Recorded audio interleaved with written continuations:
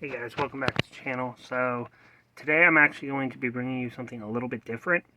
Most of my content has been sports related or gaming related. This is going to be something that's a little more fun and a little different from what I normally do. This will be me going over Neds Declassified School Survival Guide and explaining how it survived time or how well it is now compared to where it was before. So first off, let me start off with just the overall vibe or whatever of the show. For those of you who did not see it, I believe this took place in terms of when it was released. I think it took place in like 2000, 2002, 2004, something along those lines. It was early 2000s. Not quite 2010. It was in the 2002 to 2008 range, right? So this was right around when Zoe 101 and stuff like that came out, which I'll be also covering in a later episode of this mini-series I'm doing. So first off, let me just state there are obviously those very inaccurate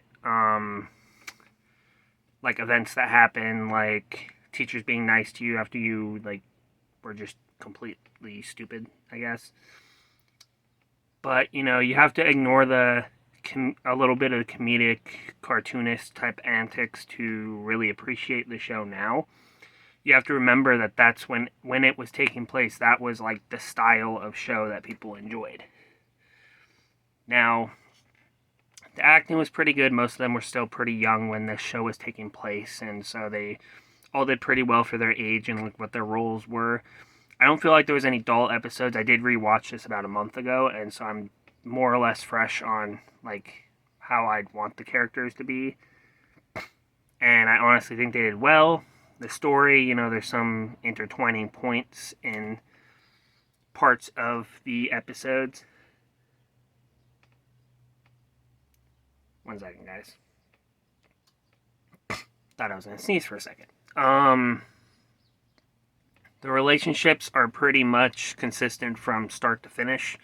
There are obviously the twists and turns with like Ned and Mose and Ned and Susie and Cookie and his various different types of people he tried to get together with. And it's all together, it's a pretty fun show. If I were to rate it, I'd still give it like a 7.5 or 8 out of 10. Obviously, I had to still deduct for it being somewhat more cringy nowadays, but like I said, that's not on the show itself. It's on the time frame it was done in. Like right now, that the same thing could be said about the shows we watch today. You know, 2 years later, 3 years later, 4 years later, when people who've never watched it do watch it now. And they can say the same thing. There are some cringy stuff in just about every show you watch. You just don't notice it at the time. But with that being said, what I wanted the main gist of this video to be was to go over the tips that Ned gave in that show and to see if those held up in terms of can they be used today. So I'm going to set you guys right here. Now what I'm trying to do is figure out a way to put you guys on here to where you should be able to stay without me holding you in place. Unfortunately, it doesn't look like there's going to be an easy way for me to do that. So I'm just going to go ahead and hold you guys right here. So first day is obviously the first episode. During the first day, just be yourself, be relaxed, and don't panic. I think that still holds up today no matter what grade you're going into. And even going into college, I think that still applies. Some classes get full, so pick different classes you're good at. Same thing there, especially with like electives in high school when you're able to pick, I think, 3 of them in senior year, depending on where you're at. I think California it was 3, other places might be different. Be on your best behavior. That's, I think, with everything, to be honest. Follow the rules, follow the laws, all that stuff. I think it applies. Set goals for yourself during the school year. That, I think, is mainly for grades and stuff. But, yeah, I can see how people might enjoy setting other goals other than grades and all that stuff. Try to study before class. That is something I still did when I was in college. I'd always study hour before class or so, and then like have my whatever meal I had before class. If you're new, don't sweat it. Talk to some people. That same thing there, I feel like that one still holds up. Have fun, get to know your teachers better. I feel like that's hit or miss Obviously, if you have like a sibling that already went there, they're already going to have an idea of you before they even meet you, so that might be a little bit of a 50-50 shot, but I still believe it works. Make sure you have all your school supplies. Obviously, that still holds up today, no matter what like area you're going into, no matter what school type of school you go into. Always have your supplies. Pay attention to the rules, and then when you come home, memorize them so you don't have to later on. That I feel like is more for high school and prior. I feel like even in high school that's a little more lax, but I do feel like that still applies today for sure. Make sure you always brush your teeth before you go. Obviously, that's good. Try to make new friends as your age and grade. That I feel like is difficult to do, but it's not impossible. Obviously, you will probably make a few friends that you have from freshman year to senior year or from start of middle school to end of middle school, but you're always going to make friends that are a little bit older than you too. Just going to throw that out there. Make a list of homework and say when it's due so you don't forget, and to make a reminder. That I feel like is what everyone does. You know, even at work sometimes you have certain objectives you need to do by a certain time, and that's just the way it is. Now we're moving on to some other ones. Get a haircut 2 weeks early. That makes sense to me. I'm only reading the bold part of these because there are actually like bold things here with the lowercase non-bold things, and I feel like I don't have to explain those. Stay together with electives. That's more for friends. I don't feel like that's something you like need to do, but I do feel like it's something you have to consider doing. No class is ever full. That kind of backfires on that point he made earlier about classes do get full, but I do believe that that's true in the first couple weeks of high school and college specifically. I feel like middle school and elementary school, you're probably where you're going to be for the extended period of time. Get teacher approval and a decent speech. I feel like that's when you want to transfer classes, which, yeah, that does make sense. Be ready for surprises. That's true no matter where you are, no matter what point of life you are, there are always going to be surprises, so that holds up. Avoid overstuffing your backpack. That one obviously is more for high school and before. College, you only bring what you need, really, so that does kind of hold up there too, I suppose, but not quite as much as, like, you know, actual grade schools. September, summer, I don't know what that means. Avoid heavy coats. Yeah, that's pretty obvious. Avoid a last-minute mom job. The last-minute mom job might give you an unwanted nickname for life. For example, okay, so that's just you doing the wrong fashion choice, or you making that one bad, like, you know, how you look for the first day, and then that name just sticks. I guess that's pretty fair.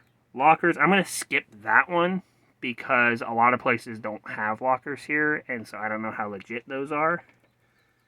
Bathrooms, go when everyone else is gone. That makes sense. For me, I always went like midway through classes if I needed to go, because passing periods and stuff, everyone's in there for obvious reasons. So, yeah, definitely want to do that.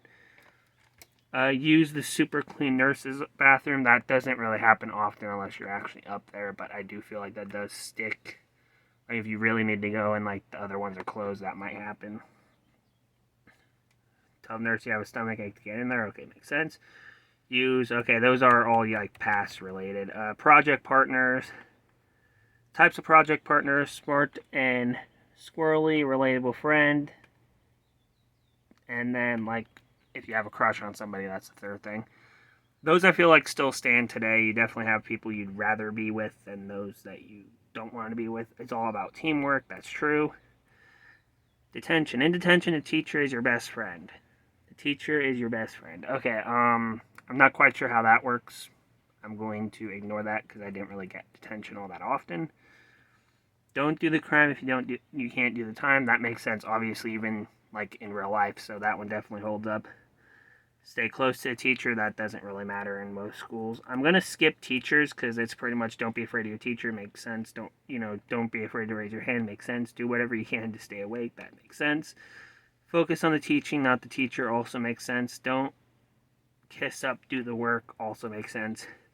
Helping a teacher doesn't make you teacher's pet. True. Keep your eyes on your own work. Also true. As a last minute resort, transfer to another class also makes sense.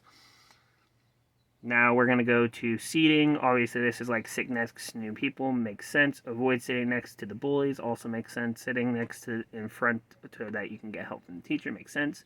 Sit near your door so you can get out of class faster. That one's a little hit or miss. It just depends on who you are. Like for me, I always sat kind of in the middle because I had a lot of friends, but I do feel like that would make sense. Staying in front doesn't always mean that you will always be called on. That is true. Stay away from the back rows. That also does make sense. Try to avoid sitting next to the window so that you don't get distracted. Makes sense. A lot of my classes only had like one window, and it was literally where the door was. And then they had one big window that was just facing another classroom, so there wasn't much daydreaming that could go on. When you're sitting with your friends, you are at the cool table. I feel like that does make sense a little bit, even in college standpoints. So I'll let that one go. Sit next to new people. Already did that. Stay away from the windows, obviously. Tryouts. Now I'm just gonna lump this into like one thing. Be prepared. Make sure you stretch, all that fun stuff. And then there's like being first doesn't help your chances. True. Don't give up. Just practice. Get better. True. Get the right equipment. True. Visualize the pros. True. Make sure the coach notices you. Probably true. I'm going to skip crushes because I feel like those are pretty universally known what you should and should not do. Same thing with dances. We're going to skip over those. Sick days. That's pretty... Okay, so it looks like the rest of these are pretty self-explanatory, rumors and all that stuff. So I'm just going to go ahead and, end the tip,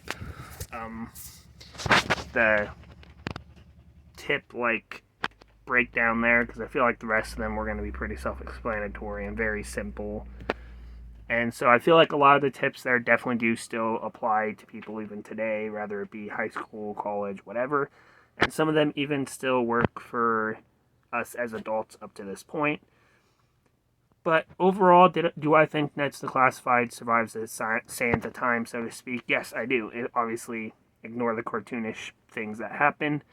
And I feel like everything in it can still apply to most schools or most people even today. But thank you guys for watching the first episode. Next episode, we'll go over Zoe 101.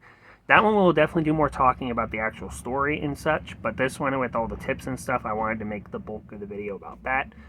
But leave your comments down below about some shows you want me to watch and go over from early years, I suppose is the best way to put that. And until then, I'll see you guys later.